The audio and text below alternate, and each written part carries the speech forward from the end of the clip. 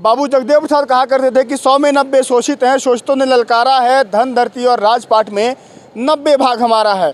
मतलब वो इस देश के बहुजनों की बात करते थे, इस देश में जो बहुजन बहुतायत है उसकी बात करते थे। इस समय यूपी में बजट सत्र के दौरान अखिलेश जी के हाथ में जो दख्ती थी वो बहुत तस्वीर वायरल हो रही है। समाजवादी पार्टी के सामने ये होर्डिंग बैनर लगा दिया गया है कि जातीय जनगणना कराए सरकार, सबको सम्मान और सबको अधिकार दे।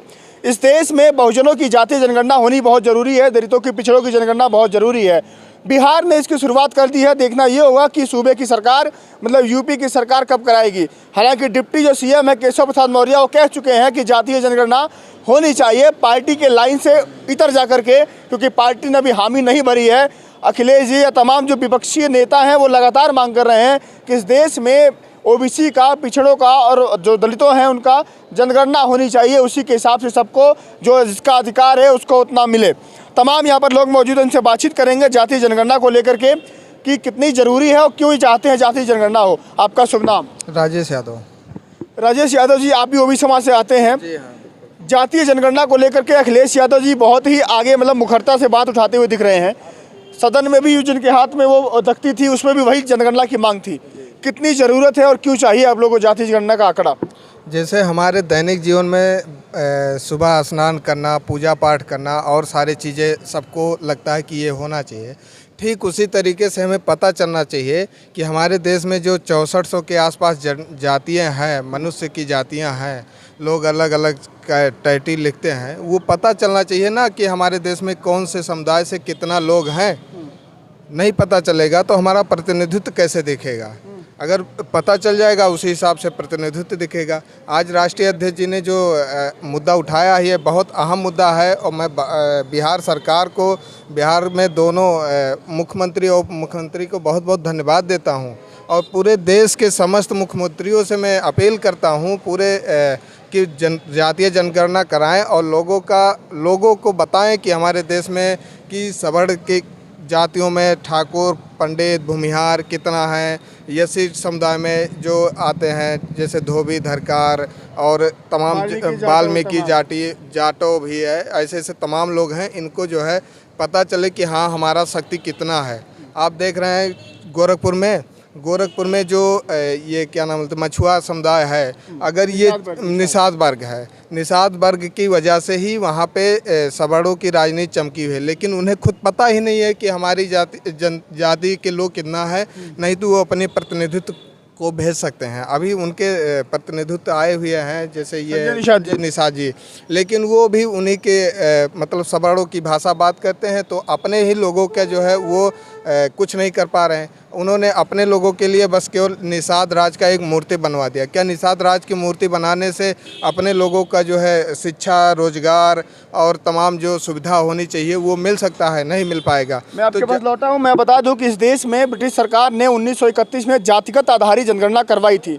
उसके बाद से 2011 में यूपीए की सरकार मतलब कांग्रेस की सरकार जब सत्ता में थी केंद्र में, उसने करवाया था। लेकिन दिलचस्प बात यह है कि आंकड़े नहीं आ पाए थे कि कौन सी जातियाँ कितनी हैं। तो 11 में जनगणना जातीय आधार पर हुई थी, लेकिन आंकड़े अभी तक नहीं आए हैं। इस बार लगातार जिस तरह से विपक्ष आवाज़ उठा रहा है कि जातीय जनगणना होना चाहिए और 24 के चुनाव, लोकसभा 2024 के चुनाव में जातीय जनगणना एक अहम मुद्दा होगा, क्योंकि इस देश में जिस बहुजनों की आबादी बहुत ज़्यादा है उसके नेताओं की तरफ से लगातार ये मांग की जा रही है कि जातिगत आधारित जनगणना होनी चाहिए। शुभ नाम आपका? राम मूर्त यादव, हम इलाहाबाद से आए हुए हैं। जातीय जनगणना क्यों होनी चाहिए? ये बहुत अहम मुद्दा है। जातीय जनगणना सब जातियों को मालूम हो जाए कि हमारी जनसंख्या, हमारी कितनी आबादियाँ हैं। ये तो नेताजी की देन है कि जो ये मुद्दा उठाए हैं तो सबका है, सबका सामान, सबका अधिकार है, बोलने का अधिकार है। तो बाबा साहब की देन है कि जो आज बोल रहे हैं, घूम टहल रहे हैं, नहीं कोई ऐसा नहीं था। मगर वो इसके आंकड़ा लग जाएगा कि किस जात की कितनी जातियां हैं। जो भ्रष्टाचार, लूट खसोट हो रहा है कि कौन सी सरकार अच्छी है, कौन नहीं है। 24 का चुनाव आने वाला है। हम तो नेताजी को बधाई देते हैं कि जो ये मुद्दा उठाए हैं, बहुत बहुत उनको धन्यवाद है। लौटता हूँ। क्या नाम है आपका? हाकिम सिंह यादव। जातीय जनगणना क्यों होनी चाहिए? जाति जनगणना तो बहुत आवश्यक है। हर व्यक्ति को ये मालूम हो जाए कि देश में, प्रदेश में हमारी कितनी संख्या है उस संख्या के आधार पर उसको एमएलए, एमपी, डीएम, एसपी आदि जो सरकारी संस्थाएं हैं, सुविधाएं हैं, उनको उस आंकड़े के हिसाब से मिलना चाहिए। इसलिए बहुत अहम बात है कि जाति जनगणना होना चाहिए। और जो हमारे अखिलेश जी ने या जो निषाद लोग हैं उनने सबने जो मिलकर उठाया है, ये बहुत अहम बात है कि जिसके बिना कोई कार्य बन ही नहीं सकता है। ये और जातियां हैं जो आगे बढ़ नहीं पाएंगी, कभी नहीं बढ़ पाएंगी। और 15-85 का रखड़ा, 15% वाले राज कर रहे और 85 वाले जूते खाए रहे। 85 में से हैं आपके केशव प्रसाद मौर्य जो है डिप्टी सीएम है, वो 85 में से ही आते हैं।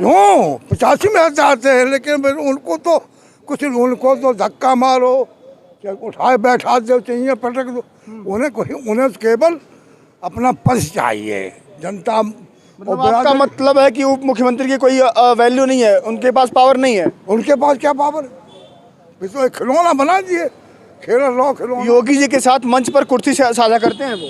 साझा कहा करते हैं, वो क्या करते हैं? उनको तो स्टूल मिलता है, सभी मंत्री जाते हैं तो उनको धक्का मार के कहते हैं तुम पीछे हटो, पीछे हटो। सबड़ उनके साथ बैठते ही नहीं है। उनको तो स्टूल मिलता है मुख्यमंत्री जी के साथ, कई जगह से शेयर किया गया। लोग उनके स्टूल मंत्री भी बोलते हैं।